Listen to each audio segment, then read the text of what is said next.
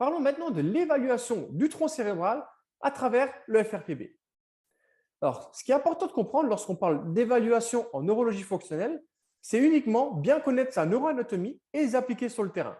Et ça, c'est valable pour le tronc cérébral qu'on va voir maintenant, pour le cervelet qu'on va voir plus tard, mais également pour les récepteurs sensoriels qu'on verra encore plus tard.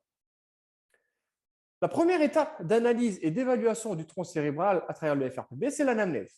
Donc, en premier lieu, la localisation des douleurs à multispots sur le même côté du corps. Pourquoi? Parce que le FRPB a un rôle d'inhibition de la douleur du même côté.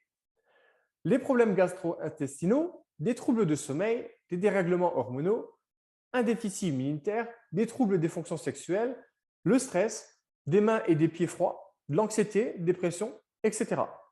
Bien entendu, c'est une liste non exhaustive et l'idée, c'est de dresser tout un bilan sur justement des fonctions autonomes qui ne sont pas optimisées ou plutôt normalisées.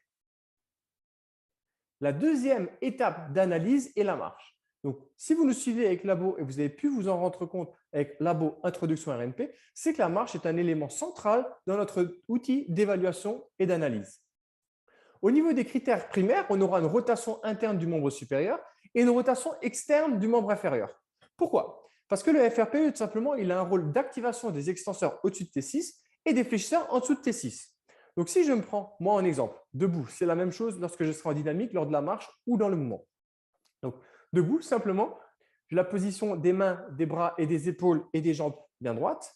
Mais ce qui va se passer, c'est que si j'ai un problème d'activation des extenseurs, je vais avoir une rotation interne. Pourquoi? Parce que mes extenseurs ne sont pas suffisamment activés ou assez forts pour contrebalancer l'effet des fléchisseurs. Donc, j'ai une rotation interne. Et pour les mêmes raisons, on aura une rotation externe du membre inférieur parce qu'on n'aura pas assez d'activation ou de force au niveau des fléchisseurs. Et on a donc des critères secondaires qui sont exactement dans le même ordre d'idée. Donc, flexion et rotation interne du bras plus, c'est-à-dire qu'on aura flexion du coude, flexion du poignet, flexion des doigts, parce que justement, je n'aurai pas d'activation au niveau des extenseurs. Et au niveau du membre inférieur, on a une circonduction de hanche lors du passage du pas. Pourquoi? Tout simplement, je n'arriverai pas à engager mes fléchisseurs de hanche pour justement faire passer ma jambe lors de la marche. Donc, je vais trouver une stratégie de compensation. Je vais faire une rotation, justement, circonduction de la jambe pour le passage du pas. Ensuite, seulement, on arrive à l'évaluation spécifique du FRPB. Donc, encore une fois, c'est juste revoir sa neuroanatomie. Au niveau des fonctions autonomes, on a le Compass 31. Donc, c'est un test que vous pouvez facilement trouver sur le net.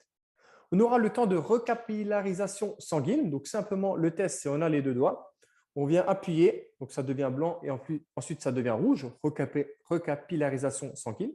Et on compare ça à droite et à gauche, mais également par rapport à une certaine norme. C'est-à-dire qu'on dit que s'il y a plus de 2 secondes pour que ça redevienne rouge et normal, c'est qu'il y a un problème à ce niveau-là.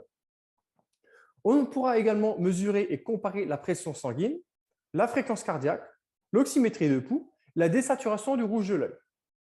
Tous ces éléments sont possibles pour mesurer les fonctions autonomes qui viennent en complément justement plus de l'anamnèse et de tout ce qui a été vu avant.